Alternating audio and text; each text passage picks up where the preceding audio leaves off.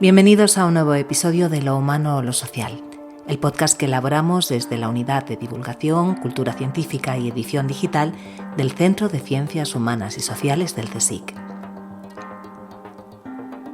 La vida académica y científica está llena de retos y desafíos. Quienes se dedican a la investigación lo saben bien. Detrás de cada publicación, de cada proyecto, hay tensión, evaluación exigente, entrega total y no poca incertidumbre. Sin embargo, entre tantas pruebas, también hay recompensas. Y una de las más visibles y sin duda de las más estimulantes son los premios públicos, que reconocen trayectorias, descubrimientos o aportaciones que dejan huella. En el CCHS celebramos especialmente esos momentos, porque cuando un compañero o una compañera recibe un premio, todos sentimos que el reconocimiento alcanza a toda una comunidad que investiga, divulga, enseña y colabora. Cada galardón refleja el esfuerzo colectivo de grupos, de redes y de proyectos compartidos. En esta ocasión tenemos motivos de sobra para sentir orgullo.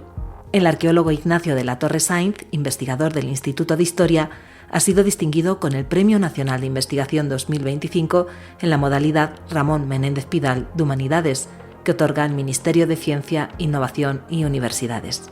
El jurado ha destacado su trayectoria de excelencia y sus aportaciones pioneras al estudio de los orígenes humanos, desde una perspectiva interdisciplinar que integra paleontología, geografía, física, geología, arqueología y biología.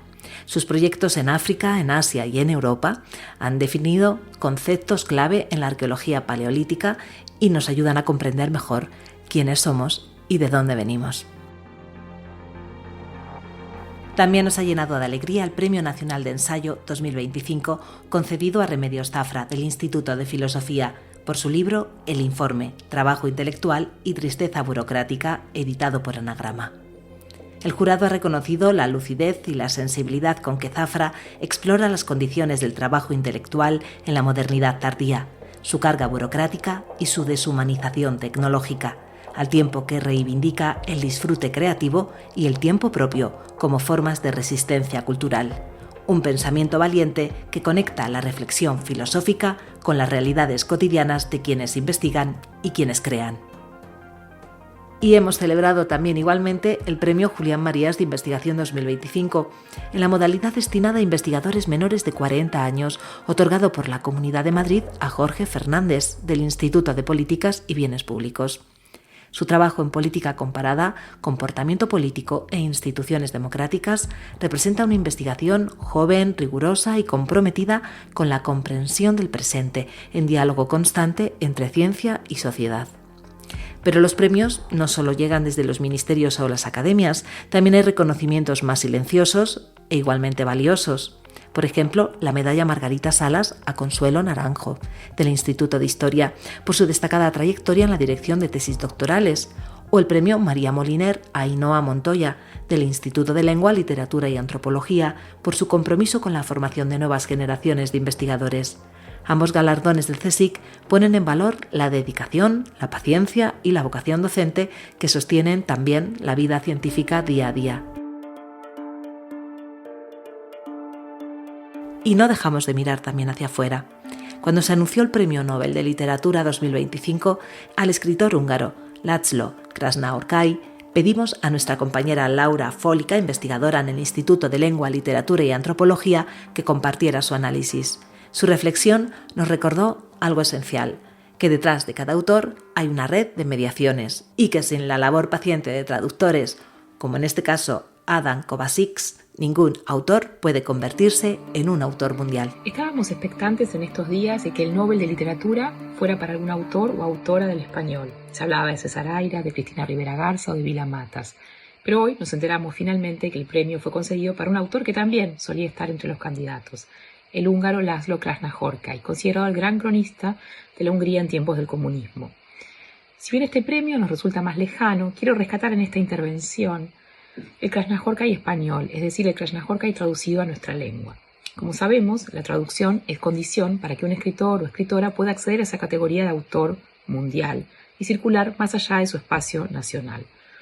El Nobel consagra esas figuras y cada vez más frente a las críticas por su eurocentrismo ha venido apostando por diversificar el galardón hacia culturas minorizadas del mercado editorial o hacia mujeres, como ocurrió el año pasado con la coreana Han Kang. Decía entonces que me interesaba poner de relieve que el autor premiado ya lleva casi 25 años siendo traducido de forma sistemática al español. Su primera obra traducida fue en el 2001, Melancolía de la Resistencia.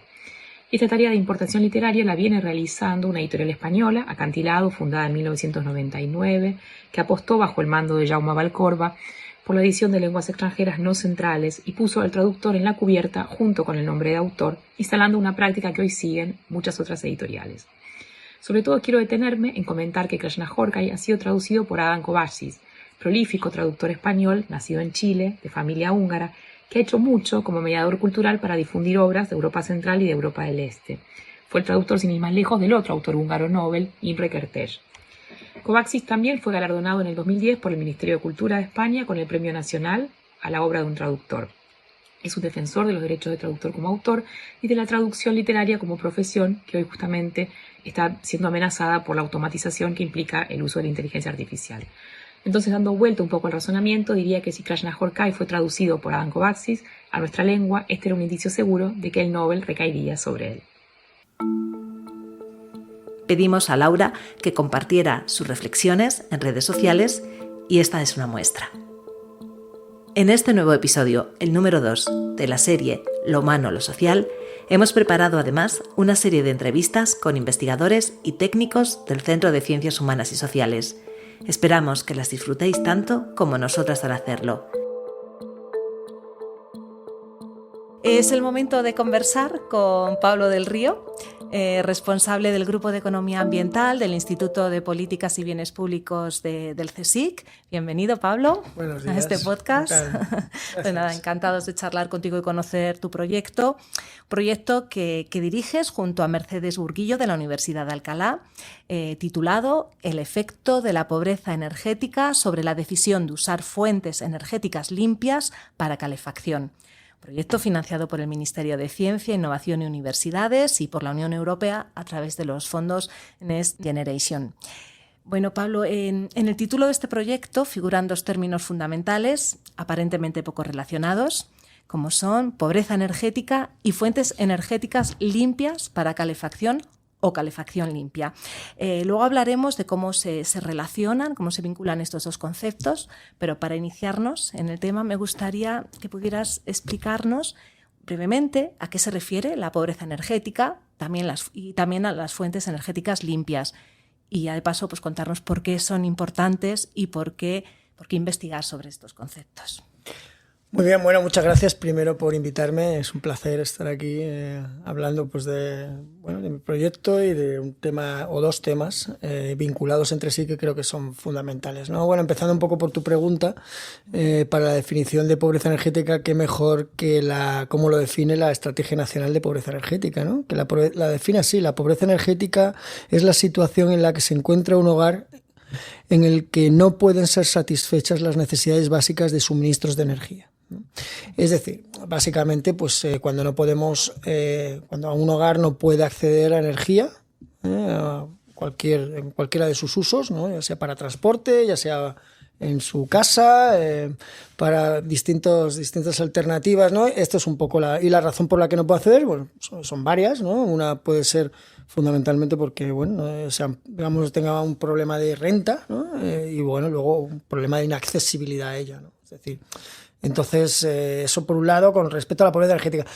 Con respecto a la descarbonización, ¿no? A la calefacción limpia, ya sabemos que tenemos un objetivo mundial que es descarbonizar nuestras economías, porque tenemos un problema grave en el que hay ya un acuerdo, prácticamente del 100% sobre el problema del cambio climático y ha habido sectores que se han tratado mucho, ¿no? El transporte, por ejemplo, los vehículos eléctricos, el sector de la electricidad, ¿no? Que está vinculado un poco también con el de la calefacción, pero la electricidad pues es renovable, ¿no? Pero el sector residencial, se ha trabajado un poco menos, ¿no? Entonces, ¿a qué nos referimos con calefacción limpia? Pues básicamente nos referimos a una calefacción que utiliza fuentes de energía menos contaminantes, ¿no? Y se considera que estas son fundamentalmente o bien renovables, renovables térmicas que se llama, es decir, biomasa directamente, o bien la electricidad. Que la electricidad,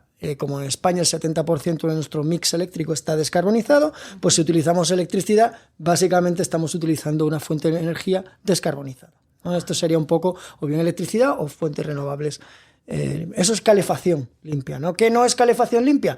No es calefacción limpia, porque a veces es también interesante, ¿no? Ver que, pues el carbón, quemar carbón, quemar petróleo y quemar gas, es decir, esto pues no es limpio.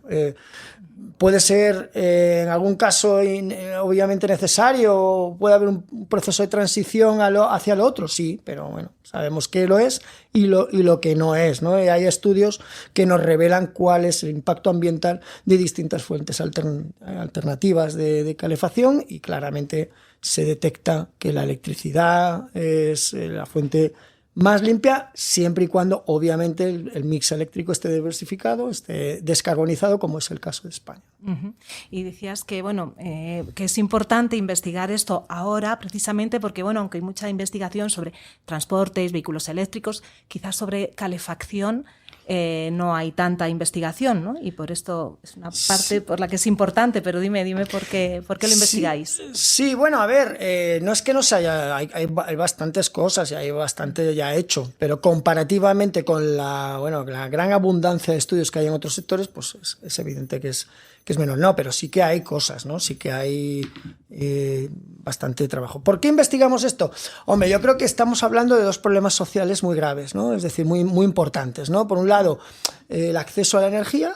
Por un lado, que la gente pueda disponer de acceso a energía moderna, asequible, y menos contaminante.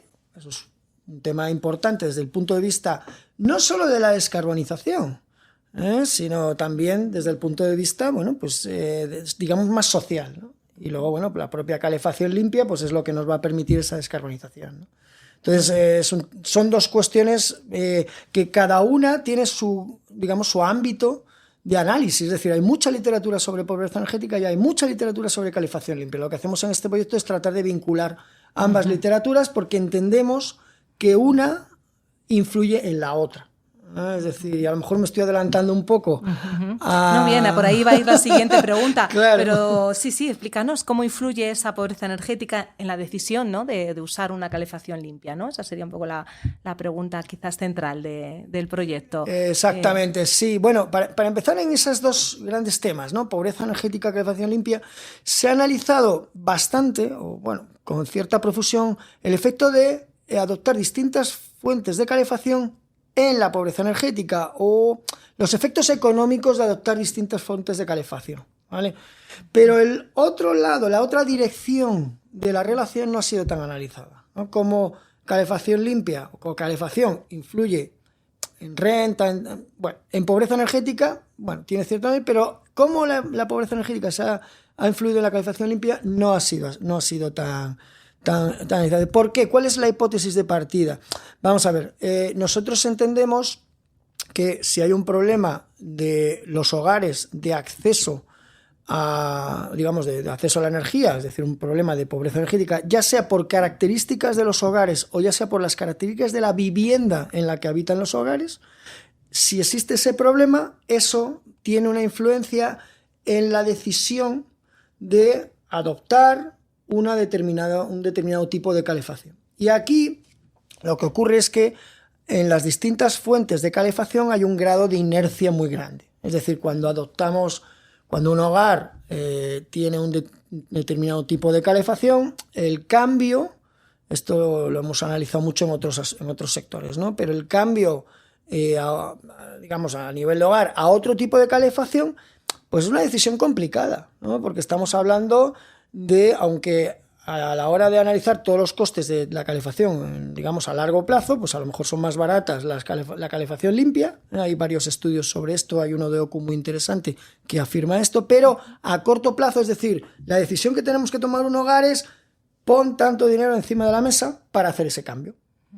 Claro, si tú necesitas cambiar algo, cualquier cosa, ¿no? Cualquier cosa que podamos pensar, y tienes que poner ese dinero, ¿no? Los costes de inversión iniciales, que llamamos los economistas, pues evidentemente, si tú tienes menos capacidad económica y tienes, digamos, un problema ya de pobreza, pues esto va a ser mucho más complicado que lo hagas, ¿no? Entonces, si tú eres pobre energético, ya sea, insisto, por cuestiones del hogar, cuestiones de renta del hogar, o ya sea por las características de la vivienda en la que habitas hogar, va a ser más complicado que tú adoptes la calefacción, digamos, que desde el punto de vista social necesitamos para descarbonizar la economía, es decir, calefacción más limpia, ¿no? Aquí hay un dato muy claro, que es la electricidad hoy en día no llega al 9% de la energía que se consume para calefacción. Es decir, la penetración de la calefacción eléctrica no llega al 9%. Es decir, la gran mayoría sigue siendo combustibles fósiles. Entonces, hay mucho potencial de penetración de la calefacción limpia, ¿vale? Pero a día de hoy, y además ese porcentaje que te estoy dando es el 8,6% concretamente, ¿no? Se ha mantenido más o menos estable durante los últimos 10 años. Es decir, no ha variado, es claro que necesitamos algo que nos permita cambiar, que nos permita romper esa inercia, ¿vale? Pero teniendo en cuenta que una de las causas, no la única, porque, insisto, aquí nosotros también tenemos que ser honestos, y nuestro estudio tiene también pues algunas limitaciones, como cualquier estudio, ¿no? Pero una de las causas que entendemos de esa baja penetración puede ser pues este problema que tenemos, ¿no? Ajá. Sí, entonces, si vamos a comentando un poco los resultados del proyecto, aunque también me gustaría que hicierais un poco un inciso sobre la metodología que habéis llevado, de dónde habéis obtenido los datos, cómo los habéis trabajado. Sí. Pero cuéntanos un poco esos factores, ¿no?, que determinan usar unas energías limpias o no en estos hogares. Hemos utilizado datos de la encuesta de presupuestos familiares, es pública. Cualquiera puede acceder a ellos. Es un poquito más de 20.000 hogares, y luego pues lo que hemos hecho ha sido un análisis econométrico. Con esos datos pues hemos puesto, digamos, una variable, tratar de explicar una variable, concretamente la probabilidad de que un hogar tenga un determinado tipo de calefacción en función pues de las características del hogar y de las características de la vivienda en la que habita ese hogar. Hay cosas que, lógicamente, con los datos disponibles pues nos hemos tenido que dejar fuera. Siempre ocurre esto, casi siempre, ojalá no ocurriera, pero bueno, esta sería la idea, ¿no? Esta es la metodología que hemos utilizado, son estudios econométricos en base a la encuesta de presupuestos familiares con muchos hogares, es decir, más de 20.000 hogares, es una cantidad importante. Es una cantidad importante, sí. ¿Qué resultados destacas? ¿Qué conclusiones? Aparte de que me gustaría que al final dejáramos un poco recomendaciones quizás para acciones que se puedan emprender desde la política pública, eso lo dejamos un poco para el final, pero previamente, ¿qué resultados, por ejemplo, qué características hacen más probable que un hogar sea pobre energético? Bueno, a ver, nosotros en nuestros resultados tenemos como dos tipos de análisis, ¿vale? Por un lado hemos analizado la pregunta que me acabas de hacer, ahora la contesto, y por otro lado, qué factores hacen que adoptemos o sea más probable adoptar la calefacción limpia, ¿vale? Entonces, con el primer tema... En orden. Eso, en orden, sí, seamos ordenados. ¿Qué factores concretamente hemos visto que influyen más en la pobreza energética? Es decir, para un pobre energético, ¿qué es más probable que alguien sea pobre energético? Bueno, pues muy claro. Básicamente hay una serie de variables sociodemográficas claras y otras pues que tienen que ver con otros aspectos. Pero bueno, ser mujer, ser mayor de 67 años, tener hijos, no tener educación, tener menos renta, vivir en viviendas aisladas frente a viviendas en bloques de pisos, estar desempleado, estar en alquiler, vivir en regiones frías, vivir en zonas rurales y en edificios antiguos. Lógicamente, algunas de estas variables se relacionan entre sí, pero bueno, esto sería un poco no sé si se he dicho 10 variables que influyen, que nuestro estudio muestra que son, bueno, lo que decimos los economistas, estadísticamente significativas, ¿no?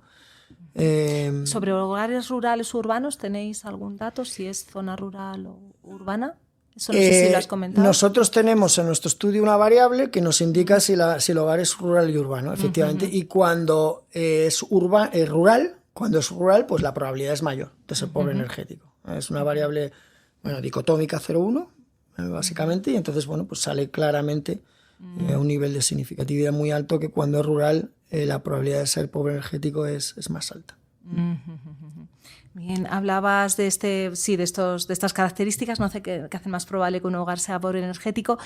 Por otro lado, deberíamos hablar de los factores que determinan la decisión de utilizar fuentes de energías limpias para calefacción por parte de los hogares, que son otros resultados. Bueno, a ver, con respecto a este tema, ¿no? de la mayor probabilidad de utilizar distintas fuentes de calefacción y centrándonos un poco en la eléctrica, bueno, pues nosotros, los resultados de nuestro estudio, lo que hemos llegado a identificar es que hay 5 variables que diríamos son muy significativas, ¿no? A la hora de utilizar la calefacción eléctrica, ¿no? Entonces, bueno, aparte de la pobreza energética, que evidentemente es nuestra variable, digamos, central, y bueno, en la que hemos visto claramente que un mayor nivel de pobreza energética reduce la probabilidad de tener calefacción eléctrica. Pues aparte hay otra serie de variables que tienen que ver pues o bien con las características de los hogares o bien con características de las viviendas en las que habitan los hogares. Algunas de ellas, pues las 4 de ellas serían pues las zonas menos frías. En principio tendrían una mayor probabilidad de calefacción eléctrica, lo cual pues es fácil de entender, ¿no? Porque al final, claro, cuando tú eres una zona pues digamos más cálida, pues la calefacción que utilizas es, digamos, de forma muy de Pascuas a Ramos, por decirlo de alguna forma, ¿no? Entonces, bueno, pues es la calefacción eléctrica que te permite eso, ¿no? Y luego el tamaño del hogar también es otra variable que ha surgido como significativa. A menor tamaño, mayor probabilidad de tener electricidad. La edad, a mayor edad del sustentador principal, pues menor probabilidad de tener electricidad, tener electricidad, para calefacción. Y la educación, a más nivel de educación, pues una mayor probabilidad de tener calefacción eléctrica. Y esta sería un poco pues lo que las variables que influyen en la segunda parte, que es la calefacción eléctrica, y aparte de las de pobreza energética que ya hemos visto previamente. Que cada uno, yo creo que cuando vamos escuchándote nos vamos analizando, ¿no? Claro. cómo lo estamos haciendo, ¿no? En casa, y nos vemos reflejados en muchos de estos datos. Daría para hablar largo, pero vamos a avanzar un poco hacia las recomendaciones, ¿no? que también hacéis en el estudio para ver qué se puede hacer, por ejemplo, desde la política pública, ¿no? Para fomentar calefacción limpia, por un lado, y para reducir la pobreza energética, por otro. Bueno, a ver, eso es un tema complicado, ¿no? Porque, bueno, los que nos dedicamos a políticas públicas, de hecho estamos en un instituto de políticas públicas, siempre tenemos que tener un cierto nivel de humildad y un cierto nivel de precaución en lo que proponemos, porque, bueno, los estudios también dependen de los datos que tenemos y del enfoque que hemos adoptado, ¿eh? Y, bueno, hay, digamos, aquí pues hay que ser un poco precavido, ¿no? Siempre comentamos que hay, bueno, en todo problema normalmente hay múltiples barreras, ¿no? Múltiples factores, ¿no? Y entonces, bueno, pues esto exige que combinemos distintos tipos de políticas. Si tuviéramos una política que nos resolviera todos los problemas, pues estaría estupendo, ¿eh?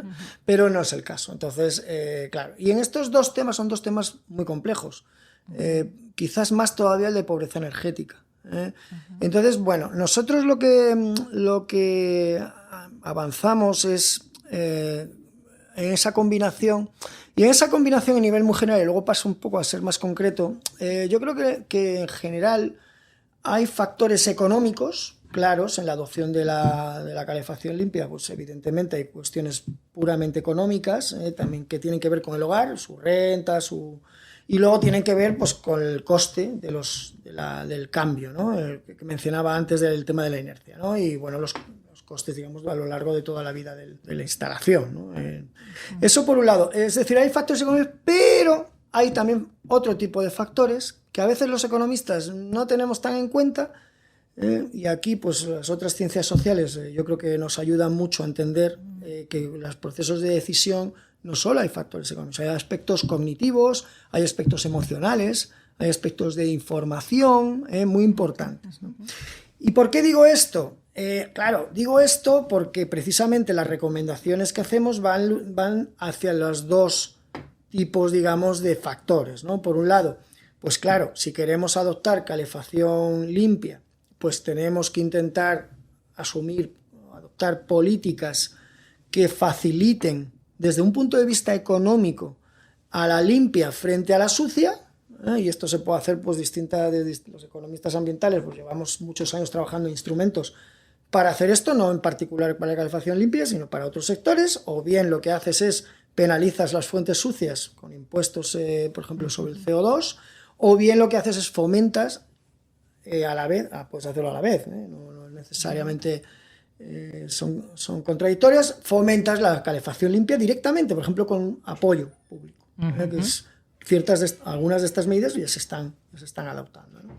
Eso, digamos, sería en la parte más económica, o ayudas, que es lo que decimos también en este estudio, a hogares determinados, porque claro, muchas de las medidas que se comentan son como generales, ¿no? Bueno, de acuerdo, hacemos eso, pero también a hogares determinados, justo a los que necesitamos, a los que hemos visto que tienen una menor probabilidad de tener calefacción limpia, ¿no? Entonces esos factores económicos están fenomenal, ¿vale? Y a lo mejor podemos complementarlos con los que van, digamos, a los aspectos más, pues eso, menos económicos, más cognitivos, que son igualmente importantes. Sí. Y estamos hablando, por ejemplo, pues de información, estamos hablando de concienciación, estamos hablando en algún caso probablemente de regulaciones puras y duras. A los economistas no nos gusta mucho porque entendemos que es mejor un incentivo económico, pero hay veces que en algunos sectores y para algunos problemas concretos pues no hay más remedio que por una regulación, ¿no? Por ejemplo, en el caso de la calefacción eléctrica, otros países, bueno, y nosotros estamos también un poco en ese debate, están hablando de prohibir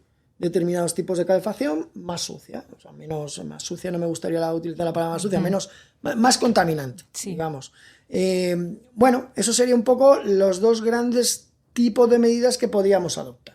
Económicas, instrumentos, medidas fiscales, por otro lado, medidas que tengan que ver con la información, con la concienciación, con todo lo que la educación, ¿no? Cosas que a veces desde la economía no es que la hayamos negado, pero claro, lógicamente cada uno se dedica a lo que es más lo suyo, ¿no? Claro. Claro.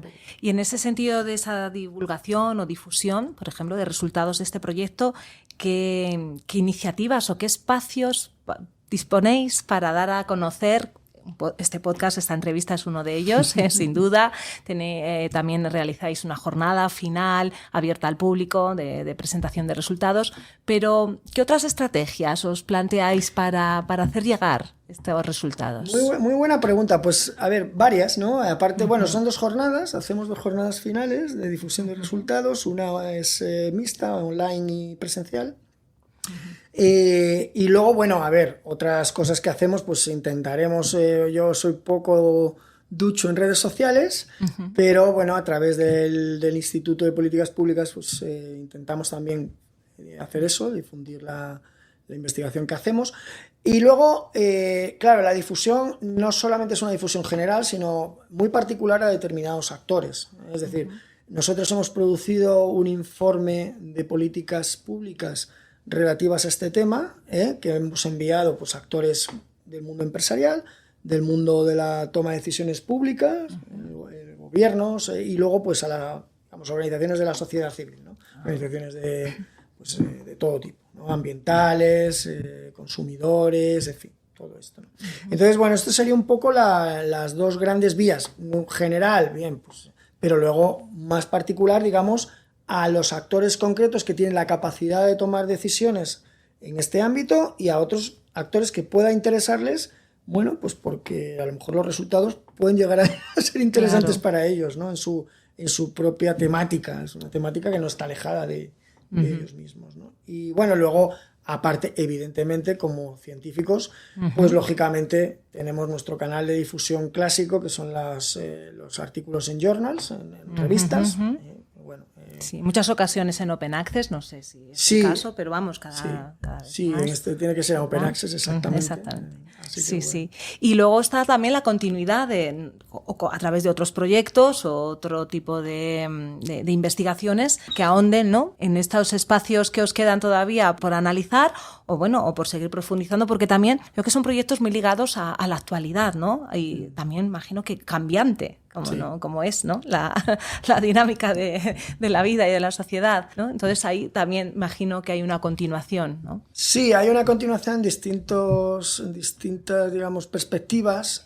Por un lado, estamos trabajando en un foco de atención mayor a nivel regional. Concretamente, bueno, pues estamos haciendo análisis concretos, comparativos entre Madrid y Castilla-La Mancha, zonas con una temperatura, digamos, más o menos parecida, pero claro, con características socioeconómicas e institucionales bastante diferentes, ¿no? Entonces, eso por un lado, ¿no? Por otro lado, incluso a nivel metodológico, bueno, pues nos hemos subido un poquito al carro este último de la inteligencia artificial, ¿no? El machine learning y todo esto. Y entonces, bueno, hemos hecho un análisis, digamos, preliminar de este tema con Random Forest.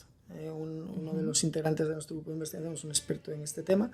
Y entonces, bueno, pues hemos hecho ese análisis cuyos resultados dan muy parecidos a lo que da el análisis econométrico que hemos realizado, ¿no?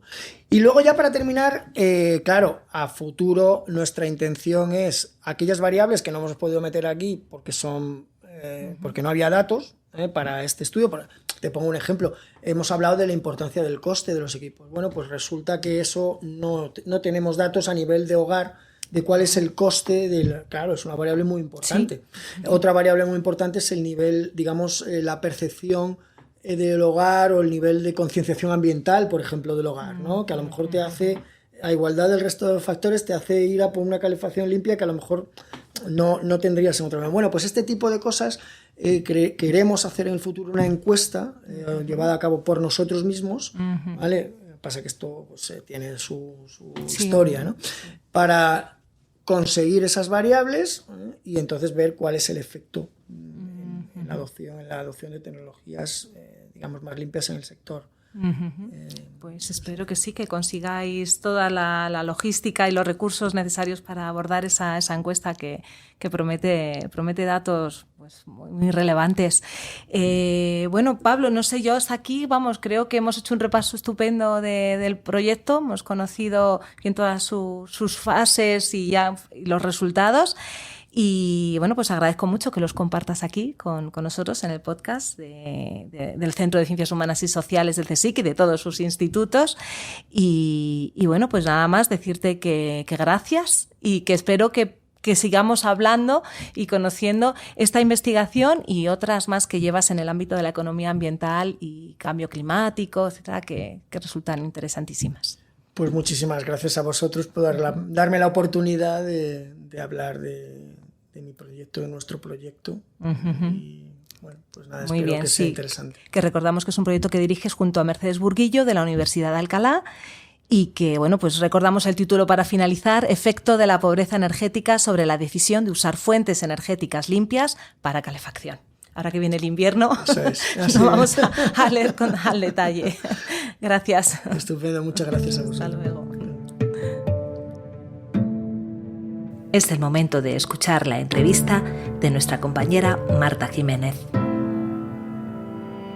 Os doy la bienvenida a una nueva sección de cuestiones que la sociedad demanda. En esta sección os recuerdo que partimos de algunos recortes de noticias que, como dice el título, a la sociedad le interesan y hemos buscado personas que estudian su tesis sobre estos temas. Los recortes de noticias de hoy son los siguientes. Cuestiones que la ciudad demanda.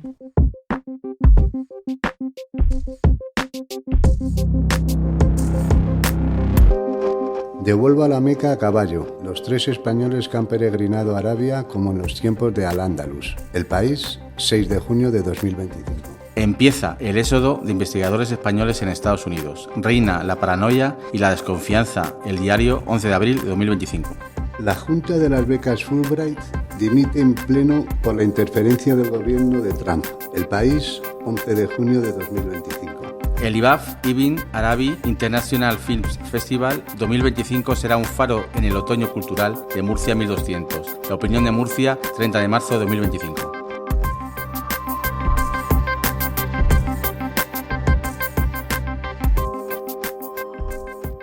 Aunque en apariencia sean inconexas, estas 4 noticias nos sirven para introducir la tesis de nuestra investigadora predoctoral de hoy, Covadonga Baratech, del Instituto de Lenguas y Culturas del Mediterráneo y Oriente Próximo. Covadonga es graduada en Estudios Semíticos e Islámicos por la Universidad Complutense de Madrid. Tras completar sus estudios de grado, siguió profundizando en sus conocimientos de la lengua árabe.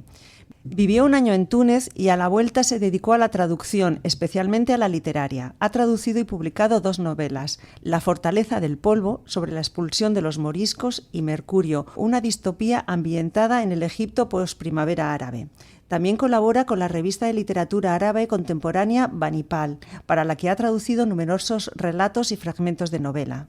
Tras realizar el máster de traducción e interpretación jurídica y judicial de la Universidad Rey Juan Carlos, Covadonga aparcó su faceta de traductora y entró a la investigación con una ayuda predoctoral. Actualmente es parte del proyecto de I+D+I Al-Ándalus y el Magreb en el Oriente Islámico, Movilidad, Migración y Memoria, que estudia el impacto intercultural de Al-Ándalus y el norte de África en otras áreas del mundo musulmán. En concreto, su tesis se titula Andalusíes y magrebíes bajo los ayubíes, su impacto religioso e intelectual. Covadonga Baratech estudia la influencia de los intelectuales andalusíes y magrebíes en la dinastía ayubí, que gobernó Siria y Egipto entre 1171 y 1260. Covadonga, bienvenida. Muchas gracias. Muchas gracias por estar aquí en esta sección hoy. Y lo primero de todo te tengo que preguntar exactamente quiénes son los ayubíes y si podrías hablarnos un poco de su dinastía y por qué te ha interesado estudiarlos. Sí, por supuesto. Bueno, los ayubíes son una dinastía de origen kurdo que gobernaron Siria y Egipto algo poco menos de un siglo. Su miembro más conocido es su fundador, Saladino, que es conocido sobre todo por ser aquel que reconquistó Jerusalén en 1187. Jerusalén que había sido conquistada previamente por los cristianos en 1099 durante la Primera Cruzada. Esta dinastía, es interesante estudiar sobre todo la historia intelectual de esta época y en concreto la de esta dinastía porque son un poco bisagra entre los fatimíes, que eran chiíes y gobernaron en Egipto y parte de Siria antes que ellos, y los mamelucos, que también eran suníes y fueron después de ellos. Bueno, como he mencionado, tanto el proyecto al que perteneces como tu tesis se vertebran en torno a 3 ejes: movilidad, migración y memoria. Empezando por el primero, la movilidad, te quería preguntar por qué viajaban los andalusíes y los magrebíes. ¿Qué les impulsaba a ir a otras zonas o a otros reinos? Bueno, los andalusíes y los magrebíes viajaban por muchos motivos. El más importante de todos es la peregrinación. Como seguro sabéis, en el Islam hay 5 pilares y el quinto es el Hajj, o la peregrinación a la Meca. El Hajj no se hace en cualquier momento, se hace del 8 al 10 del último mes del calendario musulmán, el mes de la peregrinación, Dhul Hijjah. Esto añadía ya una primera capa de complejidad a la peregrinación y es que te tenías que organizar para llegar a la Meca antes de que empezase Dhul Hijjah. Y por ejemplo, los 3 españoles que han hecho el trayecto a caballo, como se menciona en la primera noticia que has leído, salieron el 13 de octubre para llegar a finales de mayo a la Meca, porque este año el Hajj ha caído a principios de junio de 2025. Otro motivo por el que podrían haber decidido migrar, pues al final estamos en la época de la Reconquista, entre el siglo XII y XIII, cuando los reinos cristianos están avanzando con fuerza, hay pérdidas territoriales considerables y en general el ambiente es un poco hostil. Entonces es posible que por eso decidieran migrar, del mismo modo que, por ejemplo, los investigadores españoles están decidiendo abandonar Estados Unidos ahora mismo, con este ambiente un poco hostil, sobre todo hacia la investigación, y que al mismo tiempo se están cancelando toda una serie de becas y de financiación a la investigación, que es lo que ha motivado que la Junta de la Fulbright hayan dimitido en pleno por esa injerencia de Trump. Entonces es un poco esa situación similar. Sí, precisamente es lo que está pasando ahora en Estados Unidos, ¿no? Bajo la presidencia de Trump, que en la Universidad de Harvard hay problemas con el tema de los investigadores de otros países y efectivamente la investigación se está viniendo a menos, desgraciadamente, ¿no? Exactamente. El viaje era muy complicado y la mayoría de los andalusíes lo que hacían eran intercalar trayectos a pie con trayectos a camello y trayectos en barco.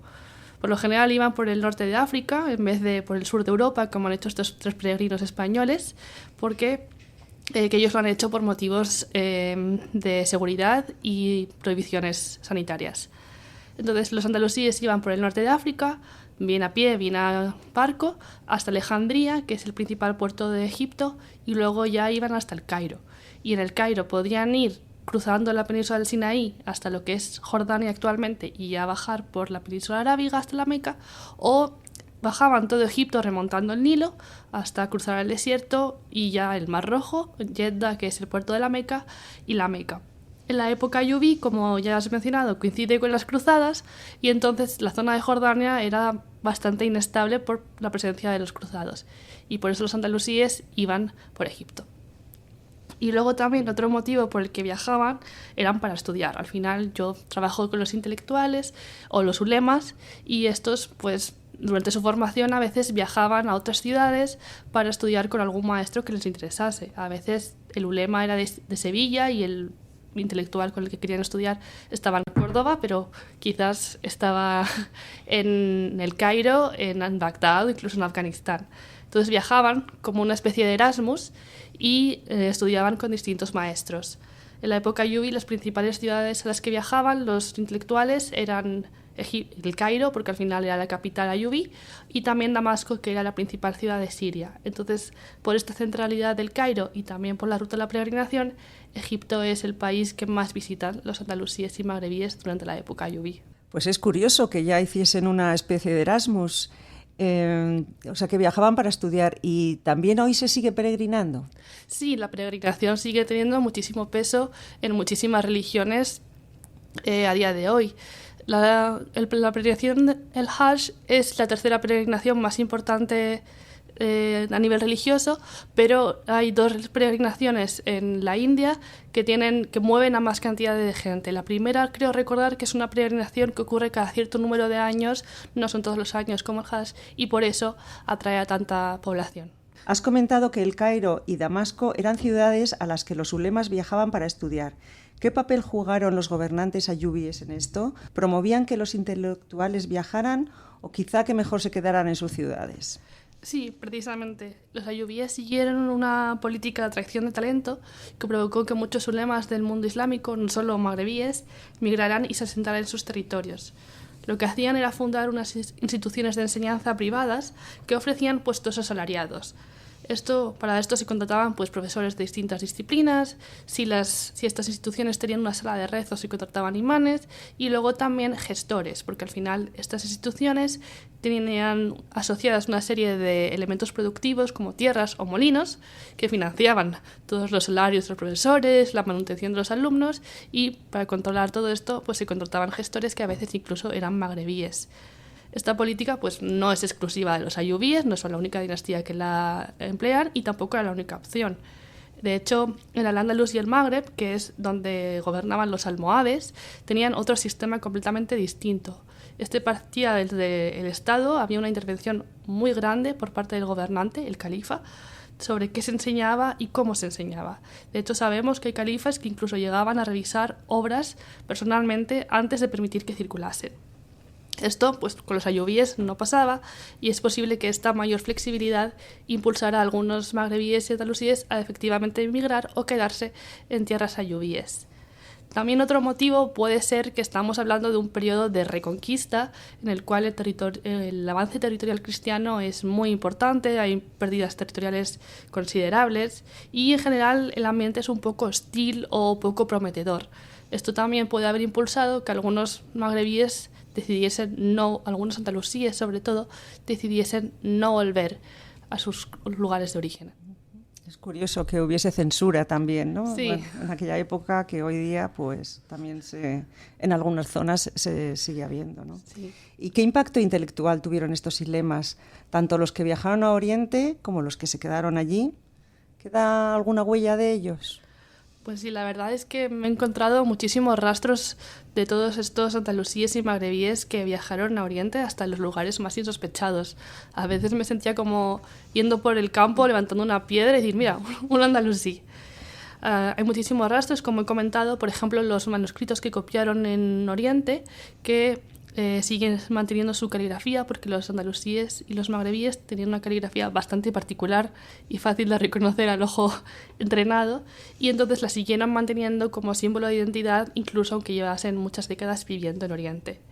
Luego, a nivel de disciplinas, donde más destacaron fueron en la gramática, principalmente la gramática aplicada al Corán, porque hay que saber muchísima gramática para entender el Corán, y por otro lado el misticismo o el sufismo.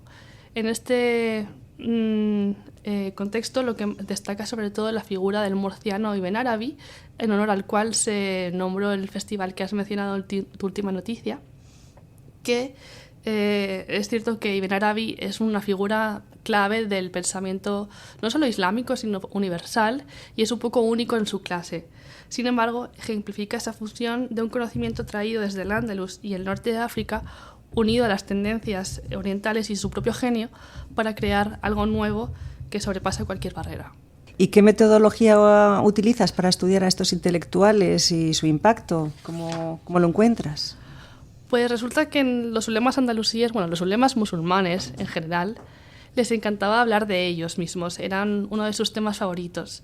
Varios escribieron unas obras que llamamos diccionarios biográficos, que son una especie de páginas amarillas con listas y listas de ulemas.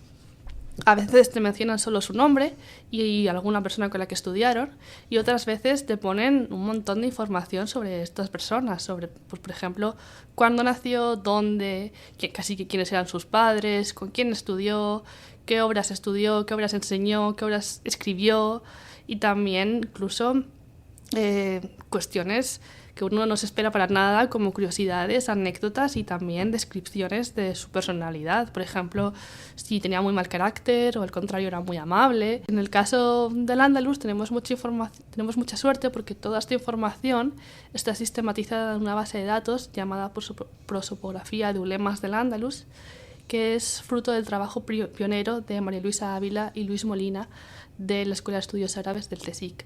Ellos lo que hicieron fue coger toda esta información que sale en los diccionarios biográficos y sistematizarla en una base de datos que luego se puede analizar.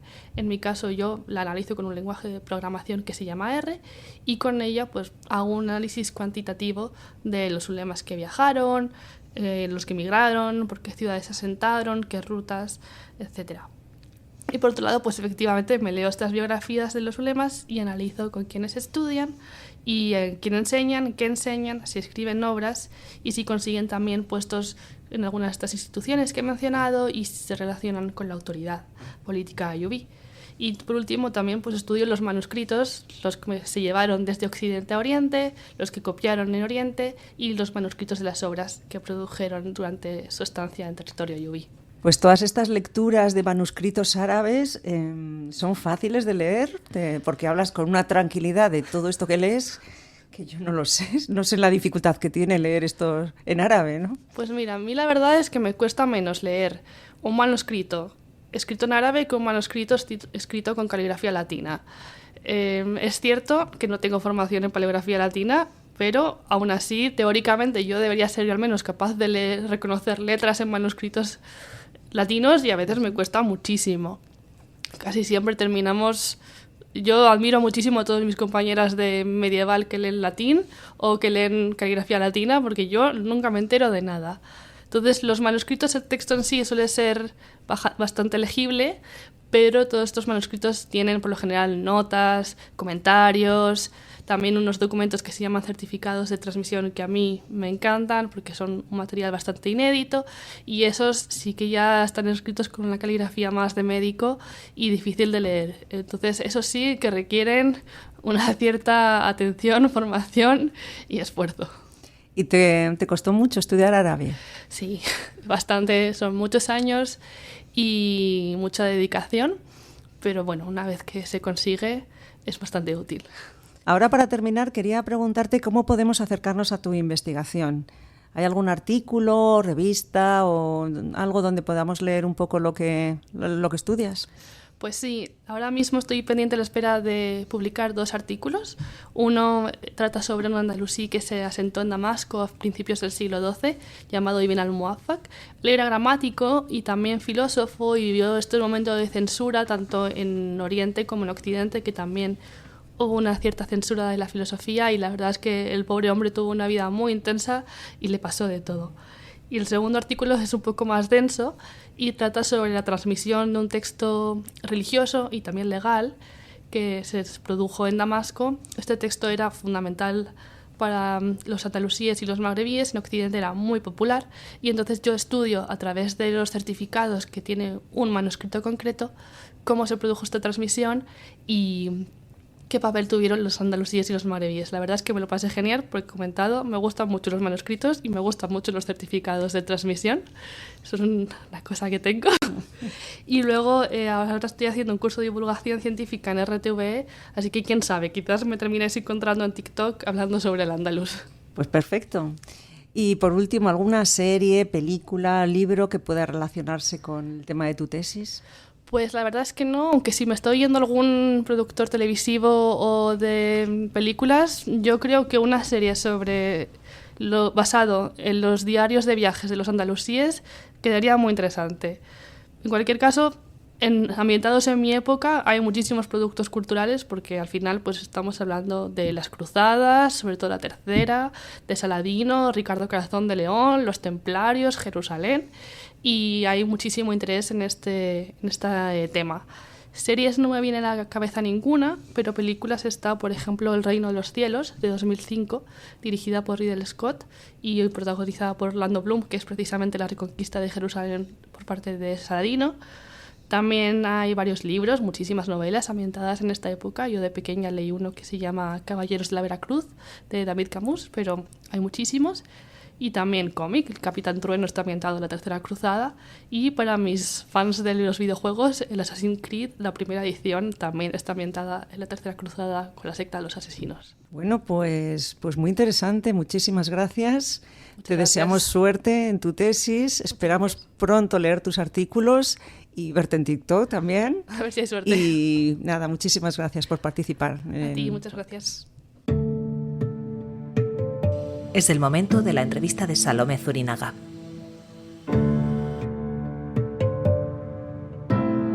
Hola, bienvenidos.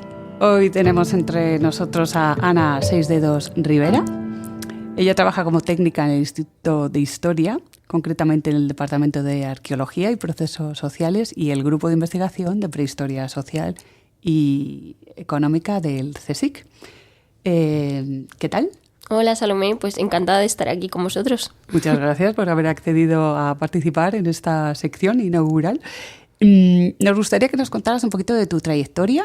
Eres una chica muy joven y, bueno, ¿cómo llegas hasta aquí? Cuéntanos. Bueno, pues yo me gradué en Conservación Restauración de Patrimonio Cultural, bueno, no sé, por el 2015 más o menos, y luego hice un curso de especialización en restauración virtual y en entornos 3D, y hice también el máster en Arqueología y Patrimonio de la Universidad Autónoma, porque, bueno, en la carrera te dan un poco de todos los materiales, pero a mí me gustaba especialmente arqueología y quería también tener un poco esa versión transversal, entonces no hacer como un máster en conservación de arqueología, sino tener un poco visión de qué es el mundo de la arqueología, cómo trabajan los arqueólogos, y bueno, a raíz de eso empecé a trabajar también con algunos contratos dentro del departamento de la universidad y estuve participando en algunos proyectos de investigación dentro de lo que es el entorno académico.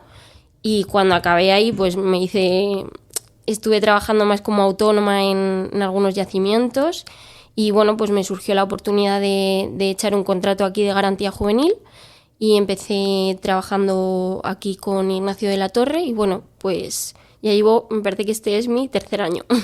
Bueno, pues es un tiempo suficiente para ya conocer la casa. Oye, respecto a lo que has dicho de tu formación, pero entonces no vienes de la escuela, o sea, tu formación primera no es la Escuela Superior de Restauración de Bienes Culturales. No, es la Universidad Autónoma, la Universidad Complutense de Madrid. Vale, o sea que vienes de la escuela, la Facultad de Bellas Artes. Eso es. Vale, pero vale. ya es de grado en conservación-restauración, Vale, que sí, soy sí, que primera promoción ya del grado. Muy bien, muy bien. Oye, y luego de cara aquí, ¿cómo acabas en el laboratorio? Porque creo que estás en el laboratorio de arqueología del Pleistoceno. Eso es, que es el que Cuéntanos. dirige Ignacio de la Torre. Como el contrato de garantía juvenil lo eché él era mi IP, entonces yo empecé a trabajar con él y bueno, ahora estoy ya contratada con cargo al proyecto, pero o sea, básicamente trabajo para el proyecto que lleva este laboratorio, que lo lleva Ignacio de la Torre. Vale, y has dicho que, bueno, te has especializado en 3D, pero a nivel de restauración, ¿qué materiales? Quiero decir, especializada en metales, especializada en textiles, en huesos, y estás en Pleistoceno. Claro, bueno, mi compañera que también trabaja en el laboratorio de restauración, Elena Llorente, ella sí que está más especializada en materiales de huesos.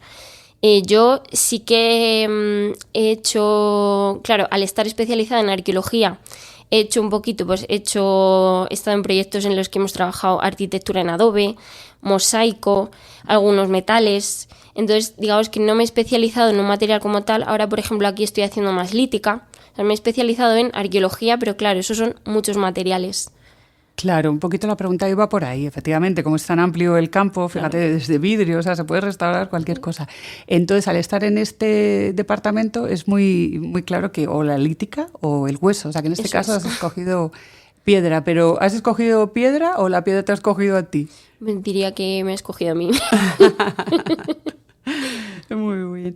Sabemos del proyecto de Ignacio, tan importante, con estos cuchillos de industria ósea, ¿no?, en hueso. Eso es. Y te iba a haber hecho la pregunta de si habías hecho tú la réplica.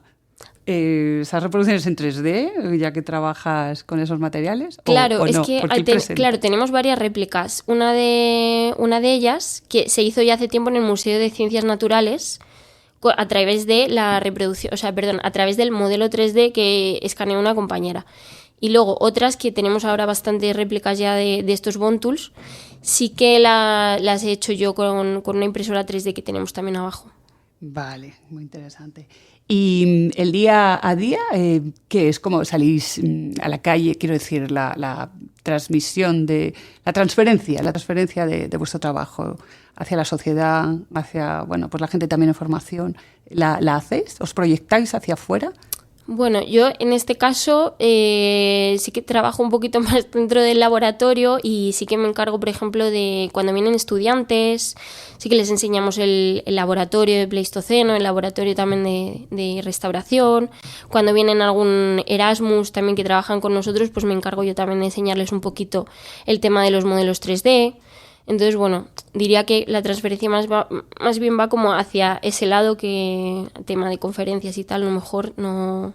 Bueno, pero es una transferencia muy, muy útil y necesaria, es muy básica porque todo el mundo tiene, ¿no?, que ver esa actividad del centro. Ana, respecto a tu trabajo, ¿cómo actúas? ¿Cómo trabajas en las piezas? Es decir, ¿en qué consiste realmente la restauración? ¿Hacéis el remontaje? ¿Luego las pegas?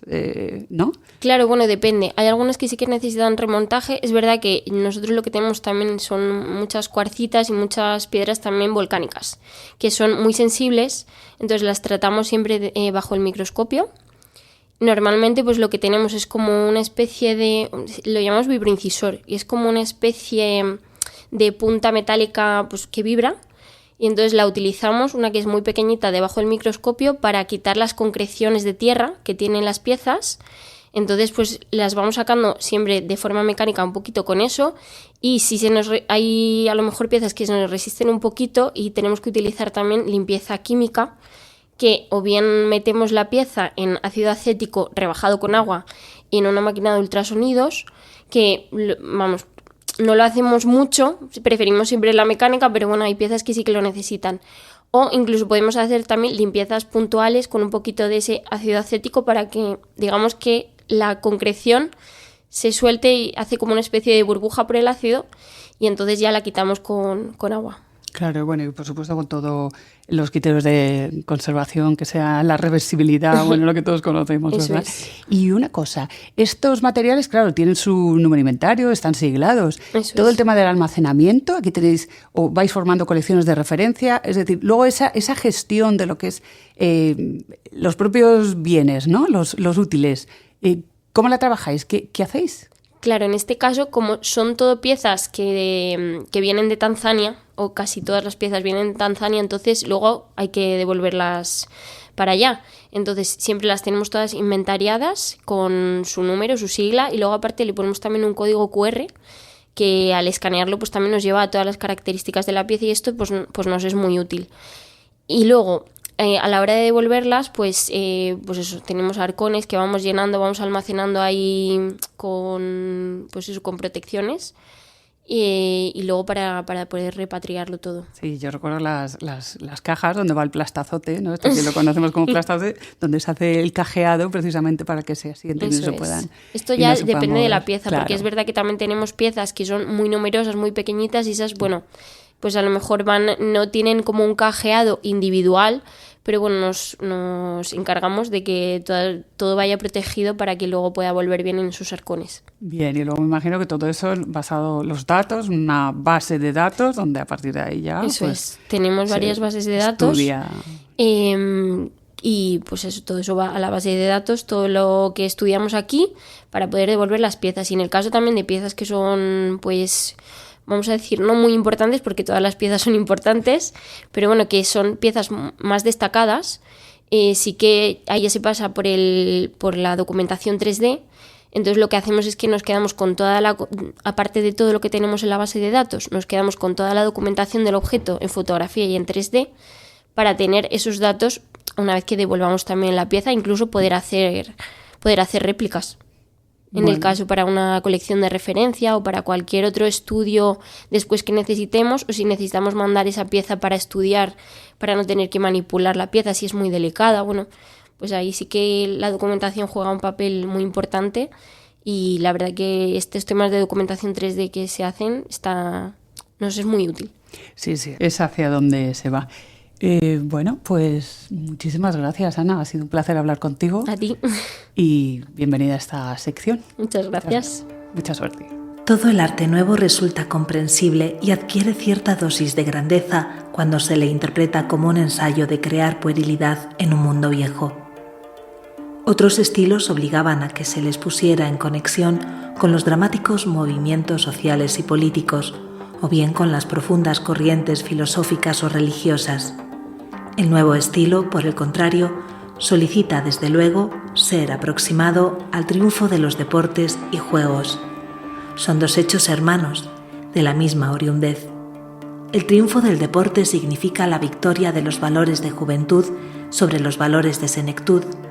Lo propio acontece con el cinematógrafo, que es por excelencia arte corporal. Todavía en mi generación gozaban de gran prestigio las maneras de la vejez. El muchacho anhelaba dejar de ser muchacho lo antes posible y prefería imitar los andares fatigados del hombre caduco. Hoy los chicos y las chicas se esfuerzan en prolongar su infancia y los mozos en retener y subrayar su juventud. No hay duda, entra Europa en una etapa de puerilidad. Y nos vamos despidiendo ya con un nuevo apunte. El Centro de Estudios Orteguianos de la Fundación Ortega Marañón celebra el centenario de la publicación del libro de José Ortega y Gasset, La deshumanización del arte e ideas sobre la novela, publicado en 1925. Entre las numerosas actividades que se están llevando a cabo, forma parte del Consejo Asesor del proyecto Astrid Wagner, investigadora del Instituto de Filosofía. Por ello hemos seleccionado estas frases de la obra de Ortega y Gasset para recomendaros su lectura y la exposición 100 años de la deshumanización del arte, que organiza el Centro de Estudios Orteguianos de la citada Fundación Ortega Marañón y que podrá visitarse hasta diciembre de 2025 en la Sala de Exposiciones Soledad Ortegas Potorno de la Fundación Ortega Marañón en la calle Fortuny 53 de Madrid. La exposición ofrece al público una aproximación viva al impacto que la obra de Ortega tuvo en el debate artístico del siglo XX y su resonancia en la crítica y la creación actual.